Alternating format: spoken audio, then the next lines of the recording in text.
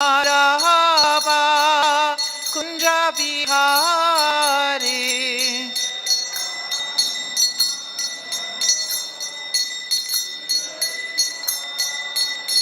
Jaya Gopi Chanda Vallabha Givaradari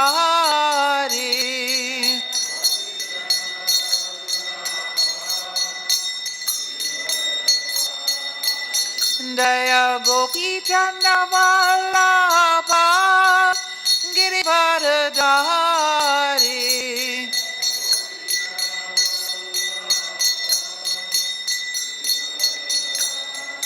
Yasoda Nandana Bhaja Janaranjana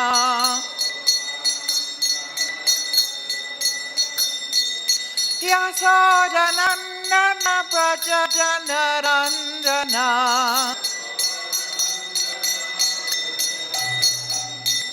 Yamuna Tira Vanachari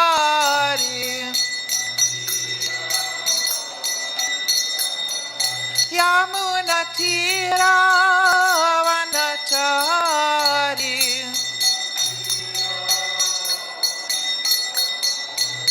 Hare Krishna Krishna Krishna Hare Hare Hare Rama Rama Rama Hare Hare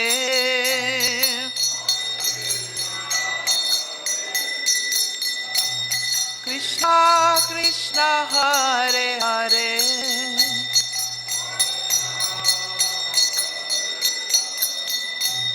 Rama Rama Hare Hare Hare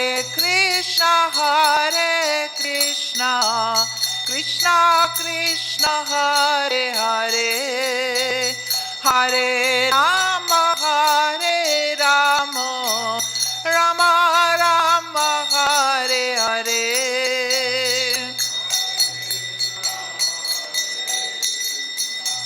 Krishna Krishna Hare Hare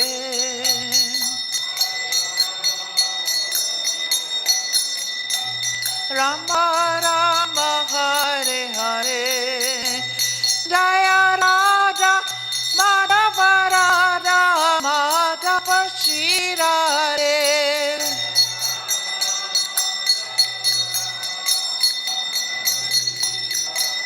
Jaya Prabhupada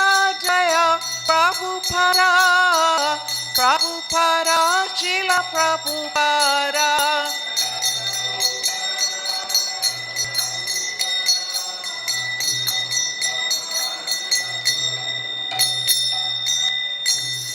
Jai Om Vishnupad Paramahamsa Parikatacharya Asasata Shishimati's Divine Grace A.C. Bhaktivedanta Swami Srila Prabhupada Ki Jai Anante Koti Vaishnav Vrinda Ki Jai Shri Radha Kunda Shri Radha Krishna Gopa Gopinath Shama Kunda Giri I'm confused. Shama Kunda Radha Kunda Giri Govardhana Ki Jai Shri Vrindavan Dham Ki Jai. All glories to the assembled devotees, all glories to the assembled devotees, all glories to the assembled devotees. Srila Prabhupada Ki Jai. Thank you for being here. Thank you for coming. It's the old, steady Bhagavad Gita English crew. It's a bit of a change coming here in the Balaram Hall. I liked it in the library. It was a little bit more intimate setting. So please excuse me, I feel a little bit nervous. I didn't want to sit in the big seat, so I just got an ordinary chair because this is more my qualification.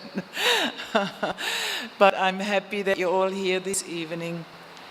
So we try our best for Srila Prabhupada's pleasure. This evening we're reading from Srimad Bhagavad Gita, Chapter 3, entitled Karma Yoga, text 11. Now we don't have the books, the Bhagavad Gita books, huh? Oh, it's on the screen, okay. All right. Devan Bhavayatanena Te Deva Bhavayantu Va Parashparam Bhavayanta Shreya Param Avapsyata Devan Bhavayatanena Te Deva Bhavayantu Va Parashparam Bhavayanta Shreya Param Avapsyata. Please chant. Devan Bhavayatanena Deveva Bhavayantu Va Parashparam Bhavayanta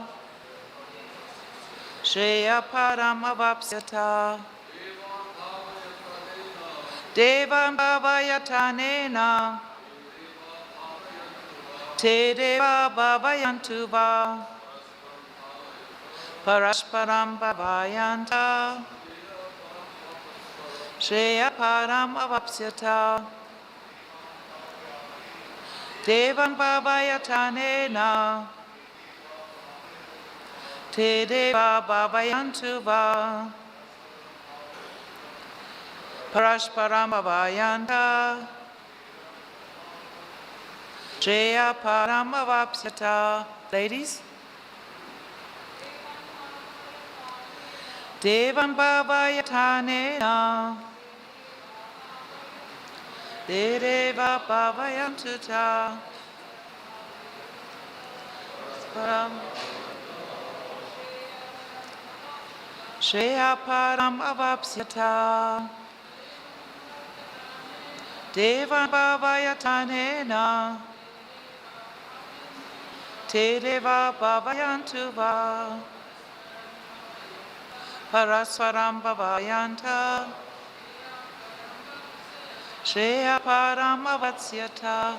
Devan, demigods, Bhavayata, having pleased, Anena, by this sacrifice, Te, those, Deva, demigods, Bhavayantu, will please, Va, you, Parashparam, mutually, Bhavayanta, pleasing one another, Shreya, benediction, Param, the supreme, Avapsyata, you will achieve.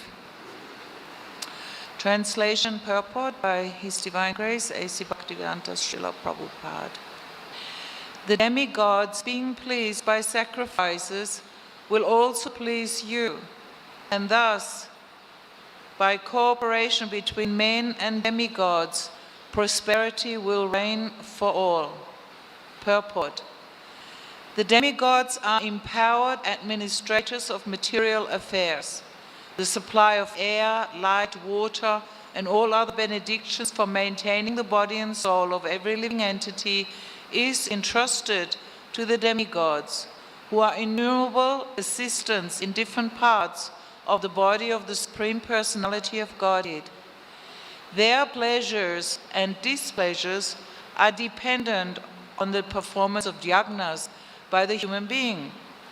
Some of the yagnas are meant to satisfy particular demigods, but even in so doing, Lord Vishnu is worshipped in all yagnas as the chief beneficiary. It is stated also in the Bhagavad Gita that Krishna himself is the beneficiary of all kinds of yagnas. Bhoktaram yagnatapasam. Therefore, ultimate satisfaction of the yagna party is the chief purpose of all yagnas. When these yagnas are perfectly performed, naturally the demigods in charge of the different departments of supply are pleased, and there's no scarcity in the supply of natural products. Performance of yagnas has many side benefits, ultimately leading to liberation from material bondage. By performance of yagnas, all activities become purified, as it is stated in the Vedas. Ahara Shuddho Sattva Shuddhi Sattva Shuddho Dhruva Smriti Smriti Lambe Sava Grantinam Vipramokshaha. By performance of yagnas, one's eatables become sanctified, and by eating sanctified foodstuffs, one's very existence becomes purified. By the purification of existence, finer tissues in memory become sanctified. And when memory is sanctified, one can think of the path of liberation. And all these combined together lead to Krishna consciousness, the great necessity of present-day society. Translation, please repeat. The demigods, being pleased by sacrifices, will also please you. And thus, by cooperation between men and demigods, prosperity will reign for all. Om Agnati Mirandasya Gananjana Shalakaya Chakshun Metam Yena Tasmai Shri Gurave Namaha Shri Chaitanya Manobhistam Stapitam Yena Bhutale Svayam Rupakadamayam Dadati Svapadantikam Vandeham Shri Guru Shri Uta Padakamalam Shri Gurun Vaishnavamscha Shri Rupam Sagarjatam Sagana Raghunatam Vitam Tam Sajivam Sadvaitam Savadutam Parijana Saitam Krishna Chaitanya Devam Shri Radha Krishna Paransa Ganasalalita Shri Vishakam Vitam Sta Hey Krishna Kruna Sindhu Dinabandhu Jagatpate Gopesha Gopika Kanta Radha Kanta Namostute Tapta Kanchana Gorange Radhe Brindavanishvare Rishabhanusude Devi Pranamami Hari Priye Vanchakalpatarupyascha Kripa Sindhubhya eva cha Patitanam Pavanebhyo Vaishnavebhyo Namo Namah Jai Shri Krishna Chaitanya Prabhu Nityananda Shri Advaita Gadadha Shivasadi Gaura Bhaktavinda Hare Krishna, Krishna Krishna, Hare Hare, Hare Rama, Rama Rama, Hare Hare. Hare Krishna. When I was a very new devotee, very brand new devotee, just a few weeks here in Vrindavan, one of my first service was to help clean Srila Prabhupada's rooms in the morning, straight after, like it was japa period going on. We were doing it very early, because in those days they used to still cook for Srila Prabhupada and maintain the whole routine, just like when Prabhupada was physically present. So I used to clean, and I was just new to Krishna consciousness. And I'd heard this song, Jai Radha Madhava. They were singing every day before the class, and I thought it was such a beautiful song. And so I learned it. That was the first song that I learned in Krishna consciousness, Jai Radha Madhava Kunja Bihari. And of course the devotees were telling me that this song is the window to the spiritual world, and I just loved it. It was such a beautiful tune and everything. So I was so happy about this song. It was only like early in the morning, maybe 6:30 or something. I was cleaning Prabhupada's room and singing this song on the top of my lungs, Jai Radha Madhava. And because I was so happy, you're experiencing Krishna consciousness. But at that very moment, one senior Mataji at that time wearing white like this, she came, she said, shh, shh, shh, shh, shh. You cannot do like that, you're a lady, you cannot sing so loud. Brahmacharis and sannyasis are chanting their japa, Matajis cannot sing like that. So I was very new, I didn't understand so many things, and for a moment my heart felt a little bit crushed, why I can't sing this happy song. I didn't understand, like that. But now just see, I'm still sitting here in Vrindavan Dham, in Srila Prabhupada's home, And somehow or other, by the mercy of Srila Prabhupada, I'm sitting here singing Jai Radha Madhava. So isn't it wonderful, how if we're just patient and if we follow, Krishna knows all the desires in the heart, and he will just make all the arrangements that you can express your love for him appropriately at the right time in the right way, so that your love will be able to flourish and blossom. So there's never any bar, there's nothing can actually stop. Anyway, thank you for allowing me to just share that little bit. Let's come to the topic. So we are speaking about Karma Yoga, or the performance of Varnashram duties. Varnashram duties means acting according to one's nature. This third chapter is divided into 4 topics. We are now on the second topic, where Krishna leads Arjuna from Karma Kanda to Karma Yoga. I wanted to share something because we're also at the beginning of the class, we're always chanting this verse, Om Agyanati Mirandasya Gananjana Shalakaya Chakshul Militam Yena Tasmai Shri Guruve Namaha. And I just found a beautiful translation, a little bit of a more detailed translation by Bhaktivinoda Thakur to this verse. And I'm quoting it just to be a reminder how fortunate we are, how tremendously fortunate we are to be here in Vrindavan, studying Srila Prabhupada's Bhagavad Gita, Krishna's Bhagavad Gita, but as it is given to us by Srila Prabhupada. So Bhaktivinoda Thakur, he translates this verse. He says, I humbly worship my spiritual master, who has applied the salve of transcendental knowledge upon my eyes, and thus extirpated. I didn't know what the word extirpated meant, so I looked it up. It just simply means destroys, annihilates, and thus extirpated the 5 severe layers of material existence.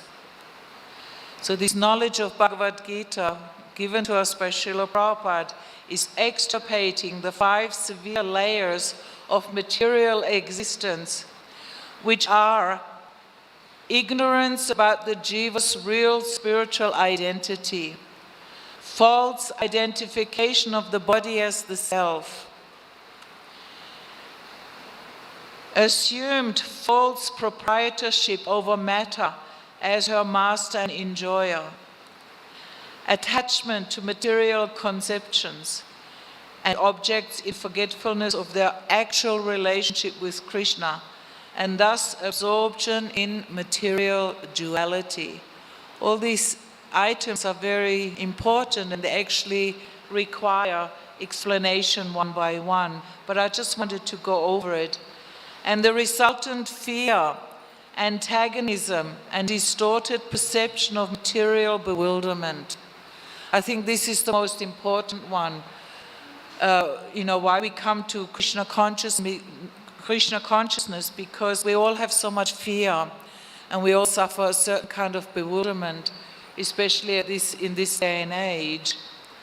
So Timarandasya, the darkness of ignorance, which Bhaktivinoda Thakur explains, the darkness of ignorance of conditioned souls in this material world is to strive for Dharma, Artha, Karma, and Moksha.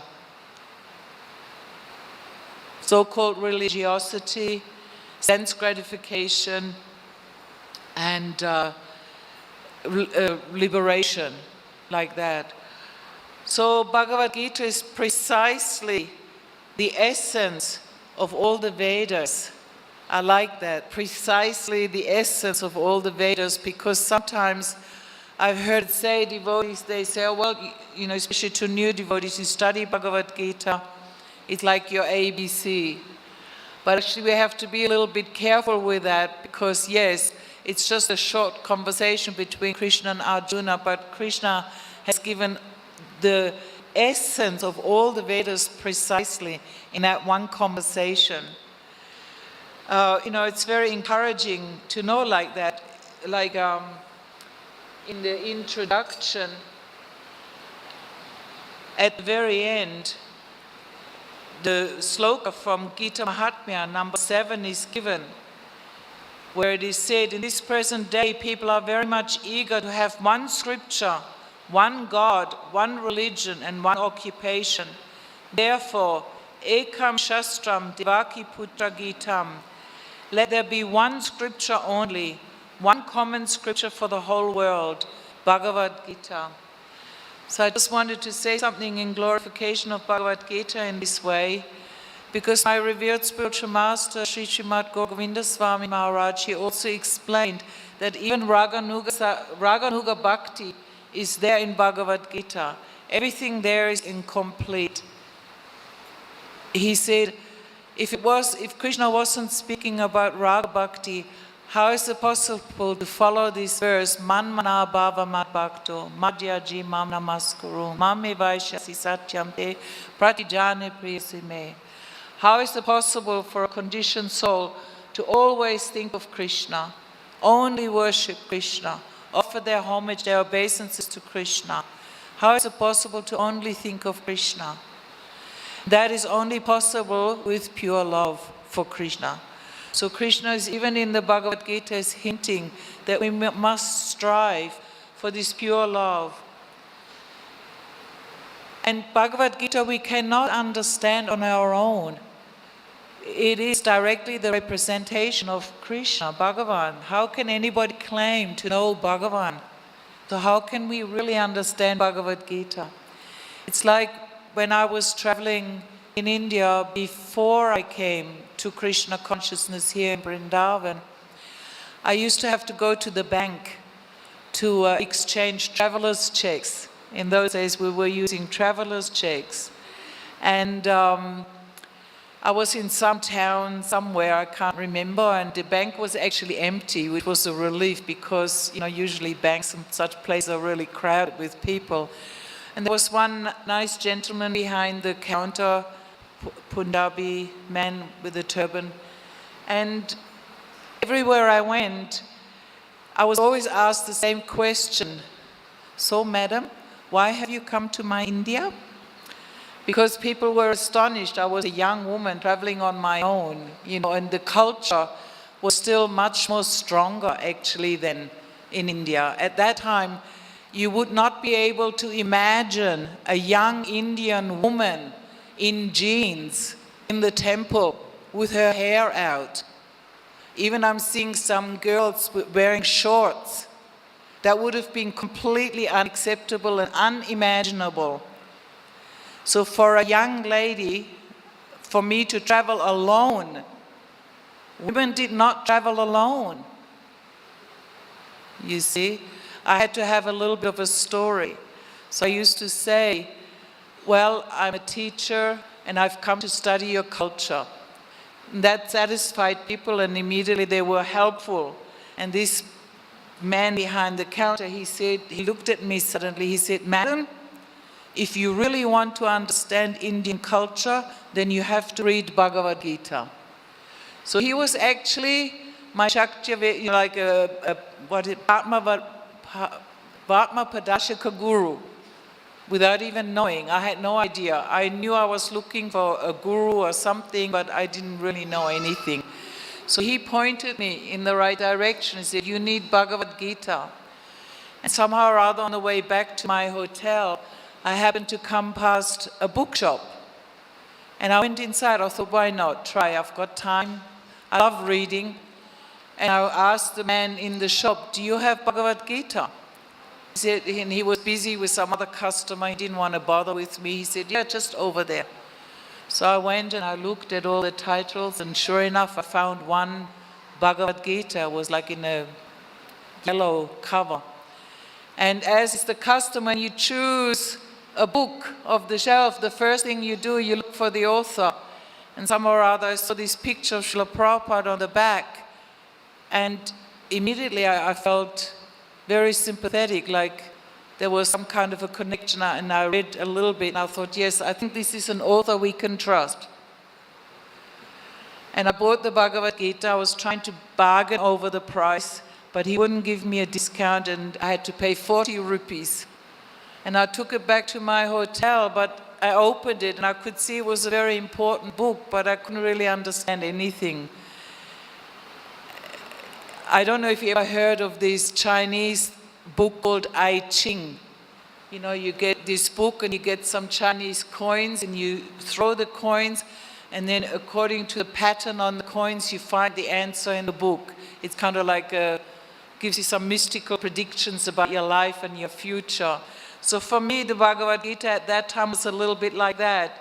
You know, you open it up and it sounds so beautiful and so mystical and enchanting, but it isn't until you meet the devotees that you can actually understand in depth of what it really is all about. So I feel very, very fortunate to have come at that time, because the temple was only filled with Prabhupada disciples. And they all had so many stories, and I was nourished with Prabhupada seeds. Every day I heard so many, Prabhupada said.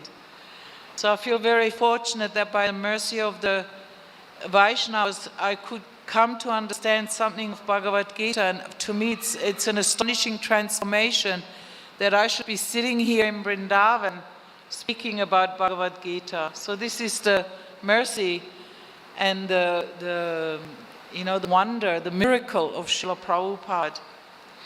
So to the topic, we learned that the Prabhupada is talking about that we need to worship demigods because they're the administrators of the universe. So but we also know, Prabhupada immediately says that Lord Vishnu is the chief beneficiary. Bhaktaram Yagnatapasam, he mentions from the 5th chapter. And that all the demigods, even Lord Shiva, Lord Brahma, Ganesh and Surya, which are like the most powerful demigods, still I learned this word, Vibhinangsa, still they're an external manifestation of the Lord. They're never the same, equal to the Lord. They're under the control of the Lord. And all the other demigods I was reading today, they're like ordinary jivas, but just given a special post. And we learn that if Vishnu is pleased, then the whole world becomes pleased. Tasmin tushte jagatushta. That if we can please Lord Vishnu, then the whole world is pleased. And actually the purpose of pleasing the demigods is because they want to please Krishna. There's a verse given in Srimad Bhagavatam, 4th canto, chapter 14, text 20. The Supreme Personality of Godhead is worshipped by the great demigods, controllers of the universal affairs. When he is satisfied, nothing is impossible to achieve. And then it's explained that therefore the demigods take also pleasure in offering all kinds of paraphernalia to the Supreme Lord. So the demigods are also servants of Krishna. They want to please him. And only when Krishna is satisfied, anything is possible to be achieved, even by the demigods. Prabhupada, of course, he says, we need to be grateful. We need to be grateful that the demigods are doing these services. Just like we're grateful for the sun in the morning to rise and give us warmth and light.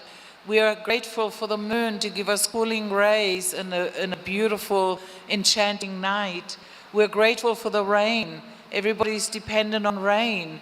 He says, even if you have your tractors and your machines and factories, still you need water, you need light, you need heat. You need these gifts of God. He says, and everybody gets pleasure from hearing the chirpings of the birds early in the morning. Isn't that nice? After Mangalati, I go out here and I walk over to the Goshala and I hear the birds, and it's so pleasing, it's so satisfying because it puts us in the mode of goodness. We feel, oh, this is such a pleasing atmosphere of the pleasure of Radha and Krishna, and I can chant my rounds nicely. So we need to be grateful, even to the little birds. Of course, we're also grateful for our family, for our friends. However, there's this one verse in the Srimad Bhagavatam which has been very, very important in my spiritual life, and I'd like to share it here. It's from the 11th canto, chapter 5, text 41, wherein it's from Gita, where Krishna is instructing Uddhava. O king, one who has given up all material duties has taken full, it's given by Narada Muni.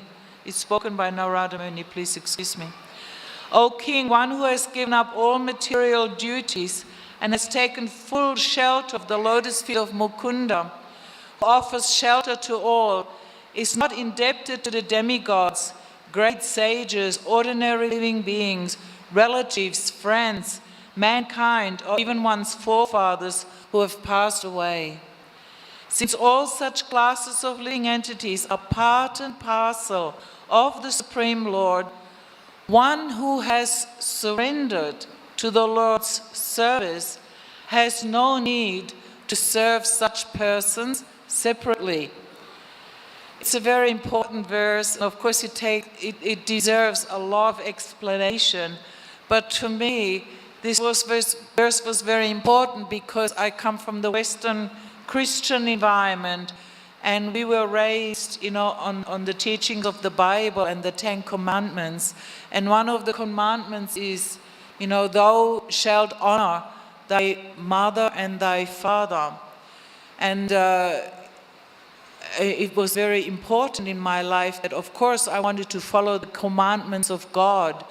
However, when I left my family to seek spiritual life, true spiritual life, and to travel to India and find all of that, I kind of left my family behind because I felt they couldn't fulfill my true need as a spiritual being, and they couldn't give me knowledge or a practical application of how to serve God.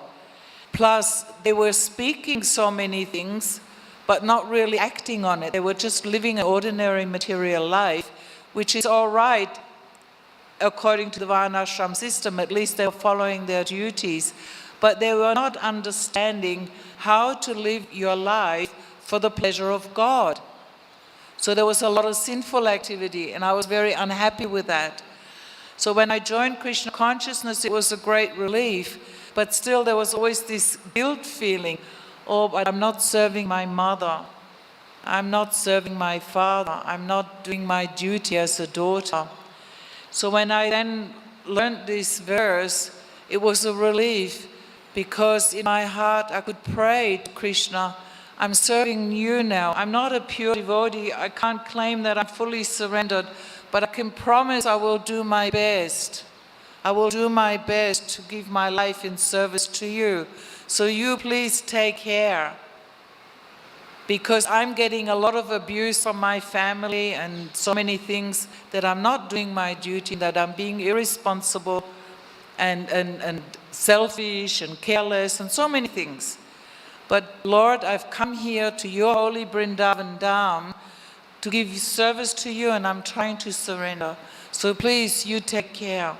So it was a very soothing verse to me. Now, when I tried to learn something about the demigods in preparation for this class, I remembered, only a few years ago, we used to have CD players, with the DVD players with the CD discs.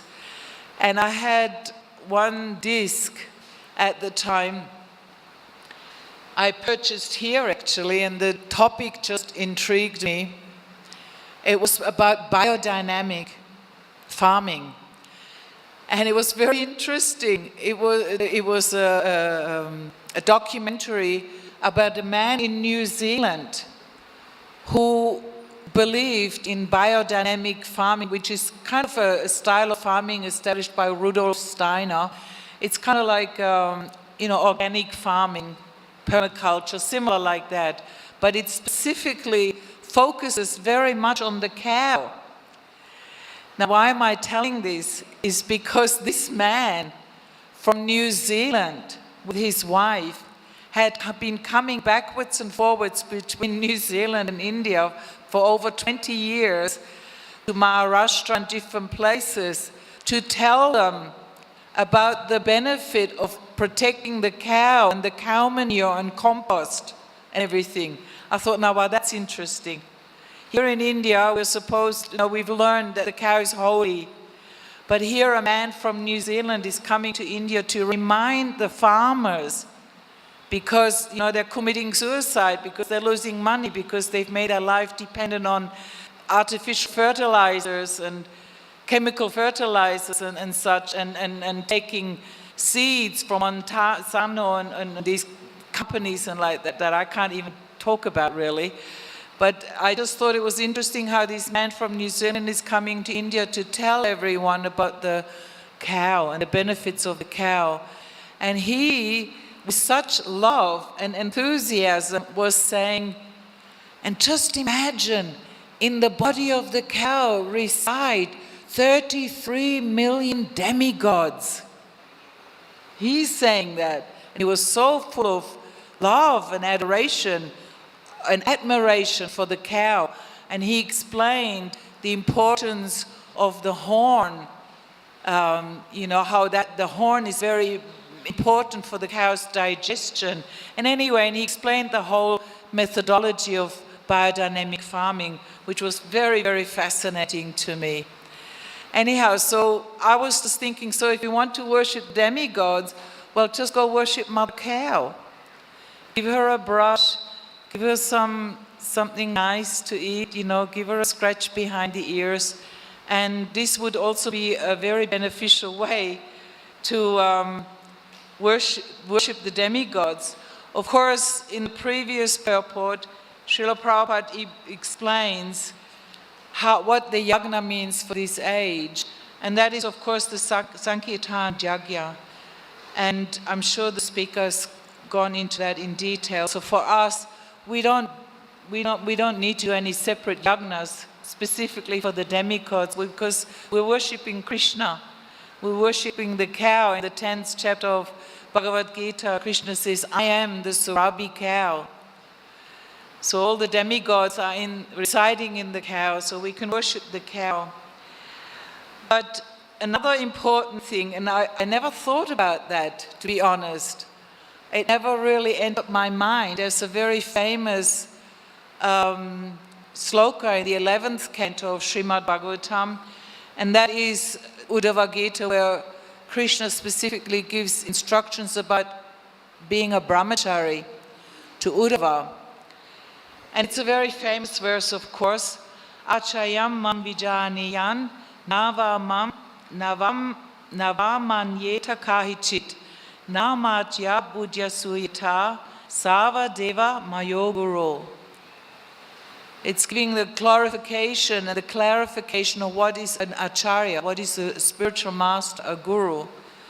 And Krishna says, be careful, because one should know the acharya as myself, as good as myself, and never disrespect him in any way. One should not envy him, thinking him to be an ordinary man, for he is the representative of all the demigods. Now, I've heard explanation on all these different points in this verse. We can read so much, and I even tried to look today on Vedabase if in any way there's some explanation of how the acharya is the representative of all the demigods. I found that quite intriguing and interesting, but it doesn't come up so much. It just, of course, the sloka mostly focuses that we never disrespect a pure representative of God. We have to be very careful, because he's non-different to God. We should not envy him. My revered spiritual master, he says, oh, you think what makes him different? What makes him different? He's passing stool and urine. He gets hungry. He gets tired. He gets sick. He's a cripple. What makes him so special? So we have to be very, very careful. We're so warned to never think of the pure representative of God as an ordinary man, because he's the representative of all the demigods. In other words, he's a transcendental ambassador. He's above the demigods. He's a direct representative of God.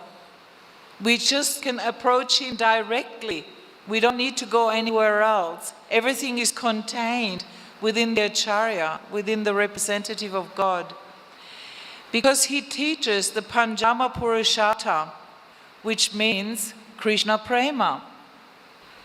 The demigods are there to fulfill material desires, to give people a comfortable life or protected life in this material world. That's usually why demigods are being approached. Rarely, in rare cases, conditioned souls approach the demigods, please help me to become a pure devotee of Krishna. Even though the demigods are described in so many places as pure devotees of Krishna. Of course, the Guru is also representative of Vyasadeva, who represents all the knowledge, and he has unalloyed devotion. So here's another reason, another way, perfect way to worship the demigods is by worship of the pure devotee.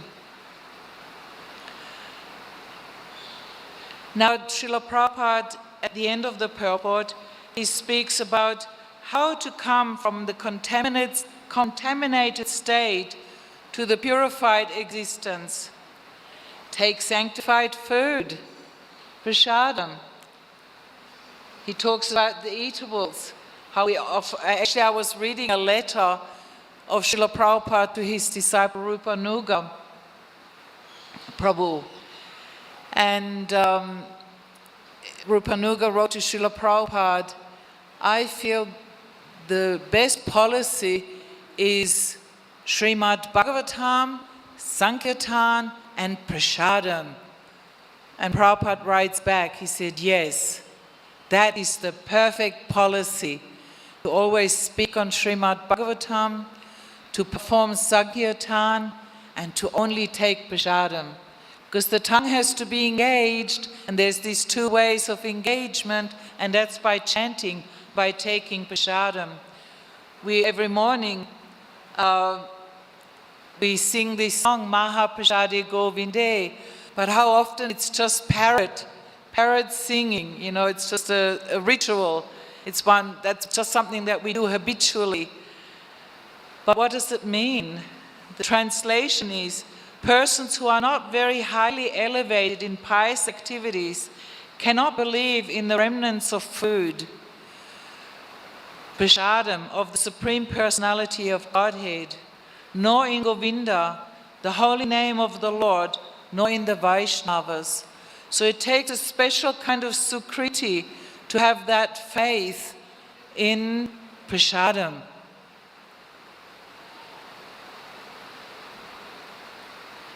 So I wanted to, why it is so, I hope I'm not, is everybody happy? I can't actually see the clock, so I can't, the light is shining on it, I can't see the time. Oh? 15, okay, thank you. I can't see the clock at all. And I know we've just had a long Hindi class and now English class, and the English class is a lot later than what we're used to. So I hope everybody's happy. Still listening, yeah? Because prasadam is actually such a wonderful topic. And it's good to be reminded. Because even for myself at my age, I don't know how it is in your life, really when you go shopping, you're supposed to think, now what would my Lord like to eat? Then when you come home, now how will I cook something nicely for my Lord? And then you offer it with love, and then you accept it. But really, in all honesty, when I go to the market, I think, well, what can I digest? And then I have to cook, and just please, Lord, you accept it, because this is the prasadam that I can digest, that you need to give me, according to what I need, like that, you see. So, in Chaitanya Charitamrita in the Antya Lila, chapter 16. It's a very, very beautiful chapter entitled The Lord Tastes Nectar. And in there, of course, there's the story of Kalidas. Can you remember the story of Kalidas? Yeah, it's a nice story how he was the uncle of Raghunath Das Goswami. And apparently he traveled all over Bengal just seeking out Vaishnavas so that somehow or other, with their permission or even without their permission, secretly he would try and get prasadam of them. And the story is given of Yadu Thakur that he went with some bulgur mangoes and offered to the devotee, and he begged for some remnants, but this devotee refused. How can you ask me? I'm of lower caste than you, and like that. But then the Thakur offered the mango and ate some, gave to his wife. And of course the peel was thrown outside, and Kalidas had been waiting, hidden in the bushes, and waiting, and snatched that mango peel and licked it with great relishment, understanding it to be the remnants of pure devotees. So this eagerness for prasadam and this relishment is very important. And why? In the Antya Lila, chapter 16, text 93, I'll just try and share a few verses because it's so sweet. The story is now that Chaitanya Mahaprabhu is in the Jagannath temple, he's watching the arti and the bhoga offering and everything. And the pujaris, of course, give him some of these remnants of the prasadam from Lord Jagannath. And it says, Sri Chaitanya Mahaprabhu tasted a portion of the prasadam. Govinda took the rest and bound it in the end of his wrapper. So the Lord relished a portion of the prasadam and kept the rest to share with all the devotees. To Sri Chaitanya Mahaprabhu, the prasadam tasted millions upon millions of times better than nectar. So we know we're eating prasadam when we're getting this relishment. It's nectar. And thus he was fully satisfied. The hair all over his body stood on end, and incessant tears flowed from his eyes. This is what is meant to relish prasadam. Sri Chaitanya Mahaprabhu considered, where has such a taste in this prasadam come from? Certainly it is due to its having been touched by the nectar of Krishna's lips. Understanding this, Sri Chaitanya Mahaprabhu felt an emotion of ecstatic love for Krishna, but upon seeing the servants of Lord Jagannath, he restrained himself. The Lord said again and again, only by great fortune may one come to a particle of the remnants of food offered to the Lord. Only by great fortune. The servants of the Jagannath temple inquired, what is the meaning of this? And in the purport, Srila Prabhupada said, it's a little bit hard to digest when you're a new devotee or maybe an outsider. But it's actually so beautiful. Prabhupada so simply says one sentence. He says, the remnants of Krishna's food are mixed with his saliva. Now in the material world, if you were to eat somebody, I mean sometimes in families or like that, somebody, we might share the food on the same plate, right? And if you would say, yes, please take, it's mixed with my saliva. It would be horrific, right? Nobody would accept that. But on the transcendental level, here we are so fortunate. I actually, one time we had Tamal Krishna Goswami come to New Govardhan Farm a long time back in Australia. And it was the Vyasa Puja festival. And he was speaking, of course, about the glories of Srila Prabhupada and his experience. And he was saying how Prabhupada was cooking and even serving and making sure that all the devotees got nice prasadam according to their liking and as much as they wanted. And I was so intrigued. Nervously I raised my hand and I said, can you please describe more? It must have been absolutely amazing to get prasadam that it was cooked by a pure devotee. like Srila Prabhupada.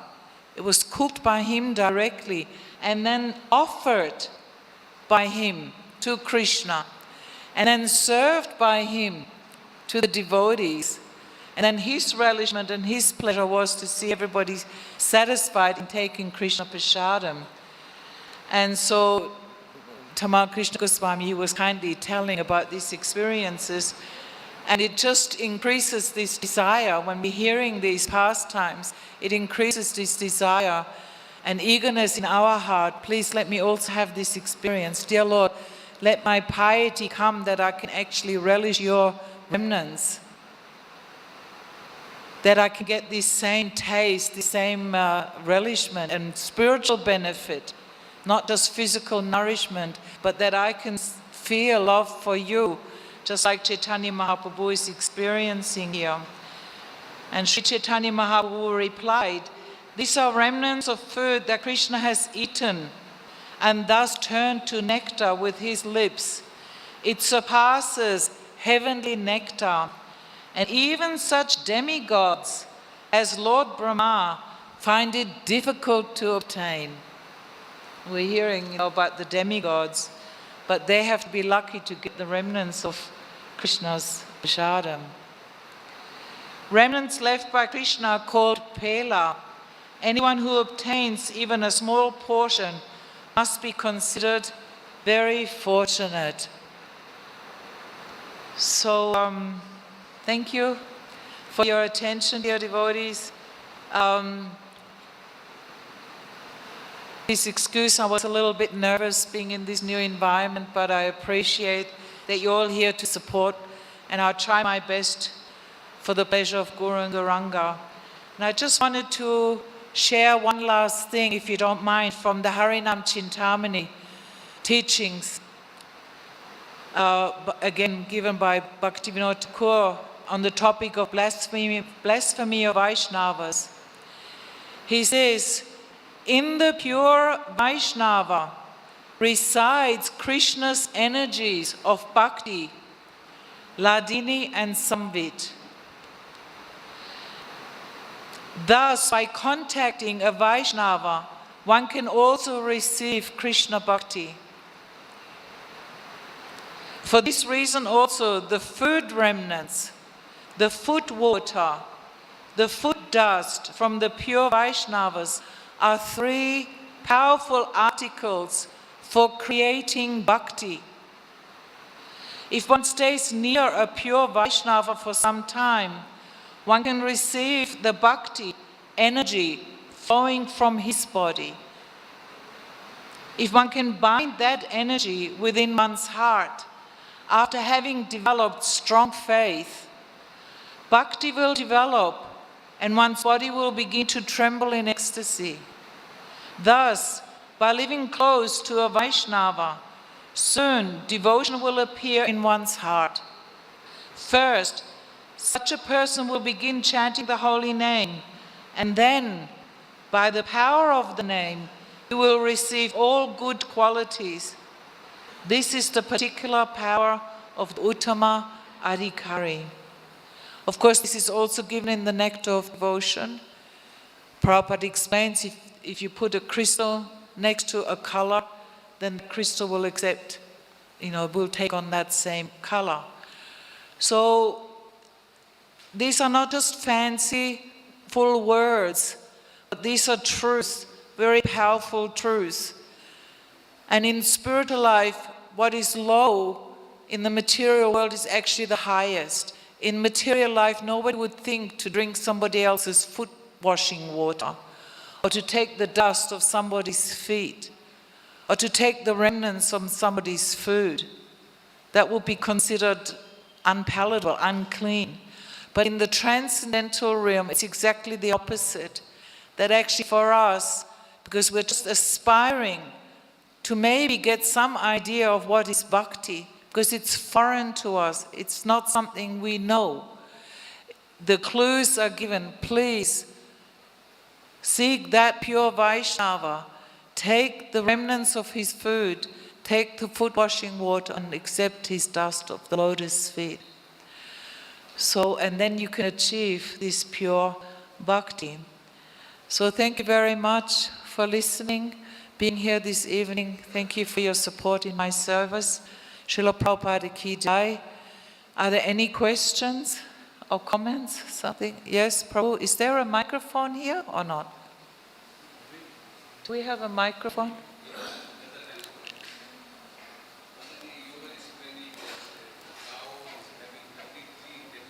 33 million. Yeah, yes. I don't know. I haven't read about human beings. The cow. The cow only have, no? There's a sloka in the Upanishad, no?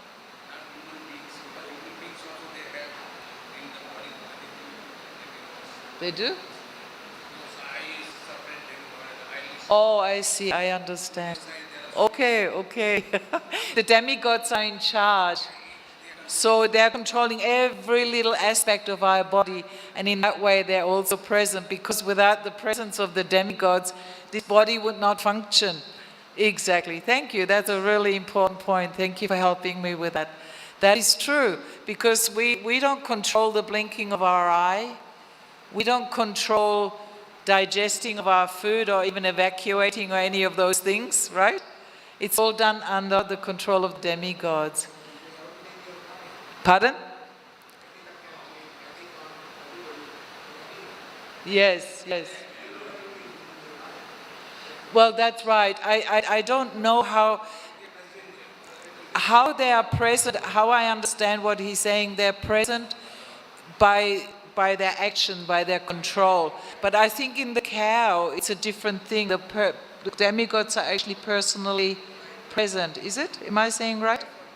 That's, yeah. I don't know. Yes, that's true. Anyhow, somehow or other, the cow holds a very unique and special place. And so we can worship the cow, demigods or not, because she's the most dear to Krishna, isn't it, in the end? Like that. Okay, thank you. Hare Krishna.